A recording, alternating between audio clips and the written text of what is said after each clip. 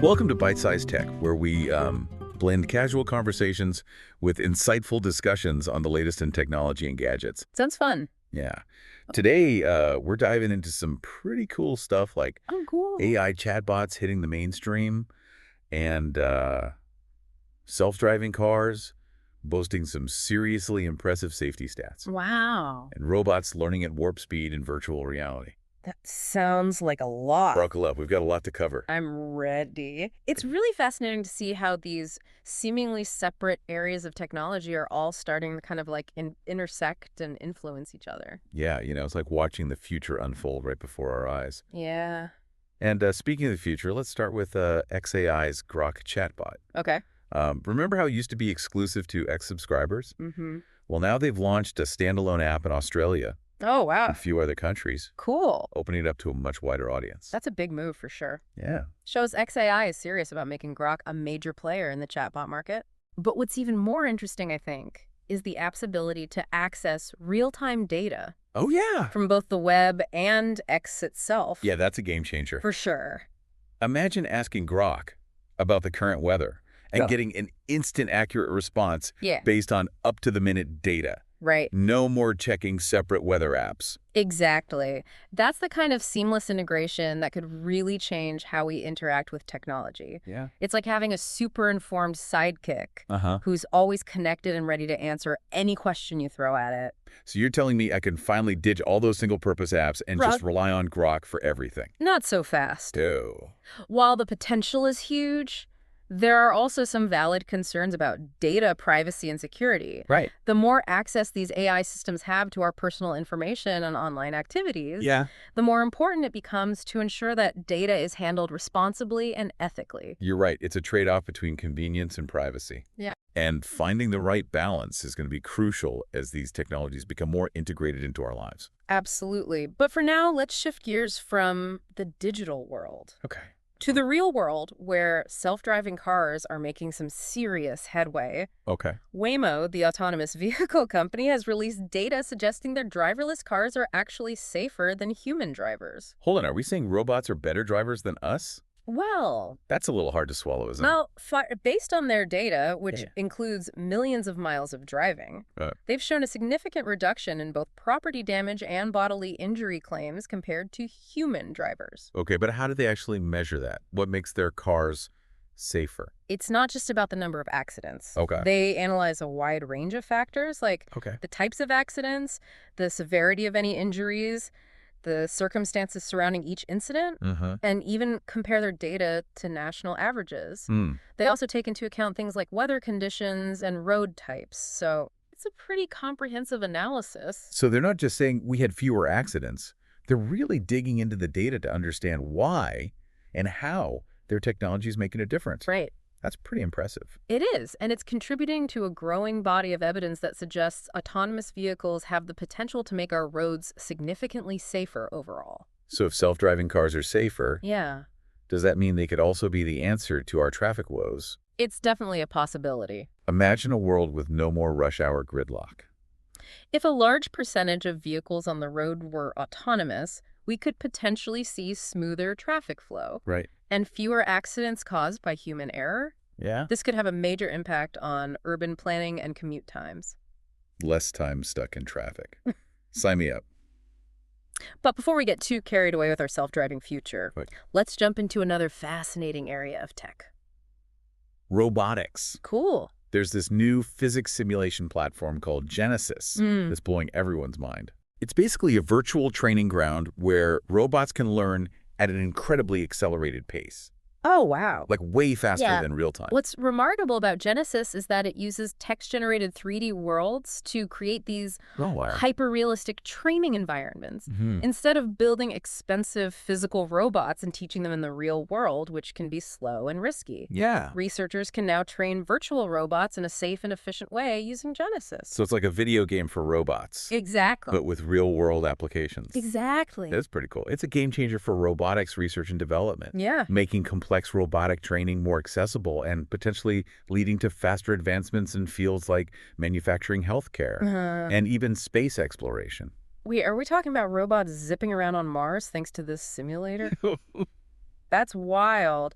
But how do they make sure the skills robots learn in these virtual worlds actually translate to the real world? Isn't there a risk of a disconnect between simulation and reality? That's where the text-generated 3D worlds come in. Okay. Genesis allows researchers to create highly detailed and realistic environments that mimic real-world conditions. They can incorporate things like varying lighting, different terrains, and even unexpected obstacles to challenge the robots. So it's not just a generic virtual world. Right. It's a customized training ground tailored to specific tasks and environments. Right. That's pretty smart. It is.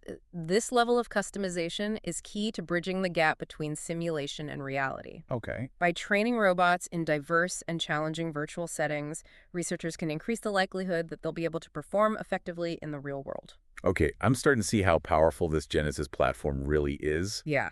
But hold on a second. We've covered a lot of ground already. We have. From chatbots getting smarter to self-driving cars proving their safety and robots learning at lightning speed in virtual worlds. Yeah. It's like the future is arriving faster than ever. It really is an exciting time to be following these technological developments. Yeah. It seems like every day brings a new breakthrough. I know, right? It's mind-blowing to think about how quickly things are changing, and all this tech is super cool. Yeah. We need to be mindful of the potential downsides, right? Oh, for sure. I mean, with AI becoming so powerful, are there concerns about, like, unintended consequences? Absolutely. As with any powerful tool, we need to use AI responsibly. Right. One concern is the potential for bias in AI algorithms. Okay. If the data used to train AI is biased, the AI itself can perpetuate and even amplify those biases. So garbage in, garbage out, basically. Exactly. That's why it's crucial to ensure the data used to train these systems is diverse and representative. Right. And we need to be constantly evaluating AI for bias and taking steps to mitigate it. Makes sense. We wouldn't want our super smart chatbots or self-driving cars making unfair or discriminatory decisions. Right. Another area to consider is the potential for job displacement. Boy. As AI and automation become more sophisticated. Some tasks that are currently performed by humans may be automated in the future. It's like that classic sci-fi trope where the robots take over all the jobs. Right. But seriously, how can we prepare for that kind of shift? It's a complex issue, but education and retraining will be key. Okay. We need to equip people with the skills they need to thrive in a future where AI plays a larger role in the workforce. So instead of fearing the robots, we need to focus on adapting and learning new skills. Exactly. It's all about staying ahead of the curve. Now let's circle back to chatbots for a moment. Okay. We talked about Grok's access to real-time data. Yeah. But what are the implications of that for users? Yeah. How does that change the chatbot experience? Yeah, I'm curious about that too. It sounds cool in theory, but what are some real-world examples of how this could benefit people? Well, imagine you're planning a trip Okay. and using Grok to research destinations. With real-time data, it could pull up current weather conditions, flight availability, Oh, wow. and even hotel prices as you're chatting. So no more jumping between different websites and apps. Exactly. That would definitely streamline things. It creates a much more dynamic and interactive experience. It's like having a personal travel agent built right into the chatbot. That's awesome. But wouldn't that require a lot of trust in the AI? Mm-hmm. Are people comfortable with chatbots having access to so much personal information?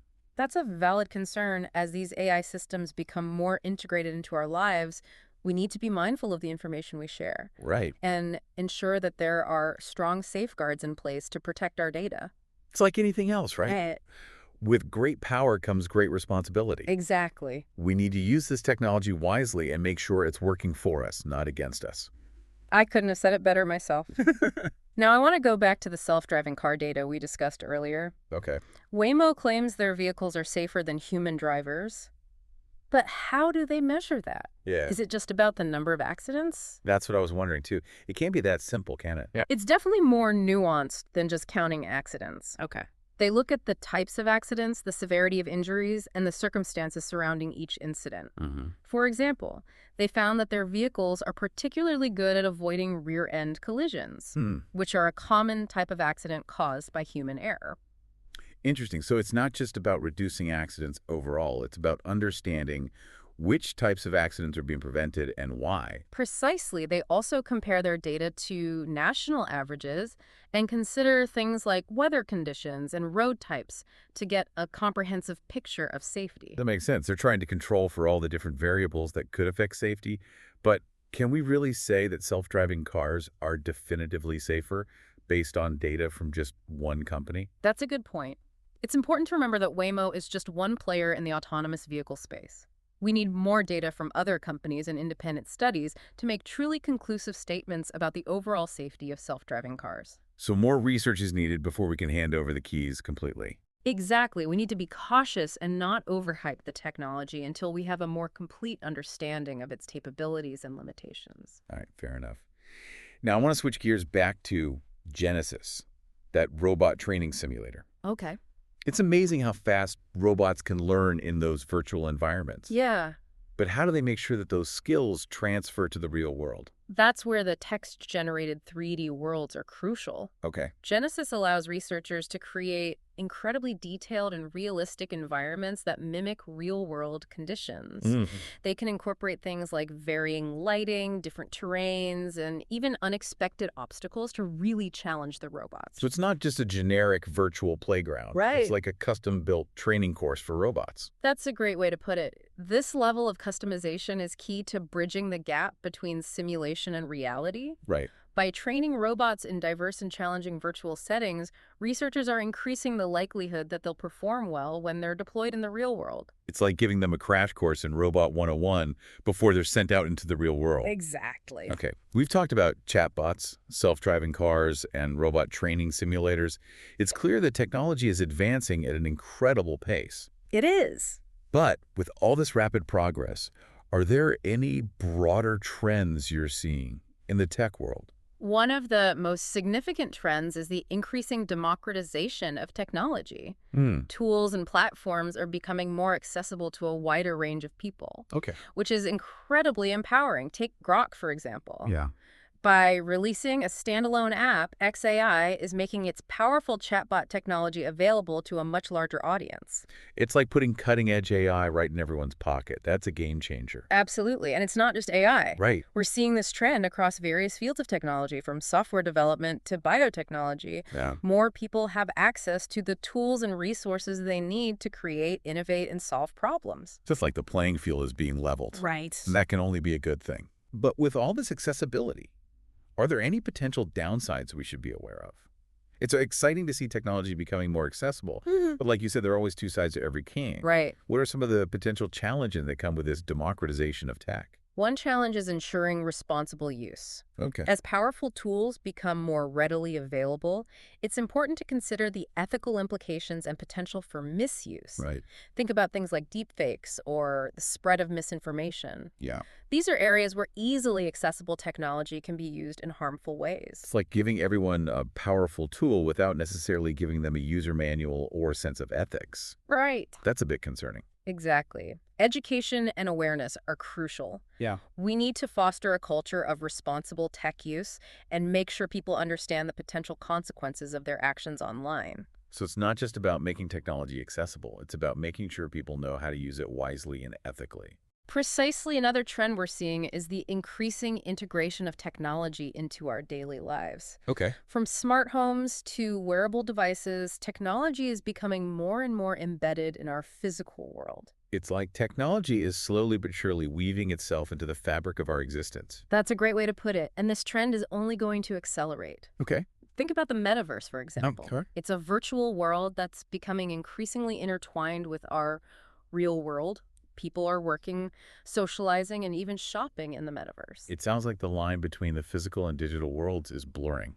It absolutely is, and this has profound implications for how we live, work, and interact with each other. It's both exciting and a little daunting to think about. It is, but as with any technological advancement, there are both opportunities and challenges. The key is to approach it thoughtfully and proactively. Well, it's been an incredible conversation. I feel like I've learned so much about the current state of technology and where things are headed. But before we sign off, what's one piece of advice you would give to our listeners who want to stay ahead of the curve in this ever-evolving tech landscape? My advice is simple. Never stop learning. No. Technology is constantly changing, so embrace curiosity, explore new ideas, and never be afraid to ask questions. That's great advice. And on that note, I think it's time to wrap up our Byte-Sized Tech Deep Dive. Sounds good. Thanks for tuning into Byte-Sized Tech. If you enjoyed the show, like, comment, share, and subscribe for more fun tech discussions.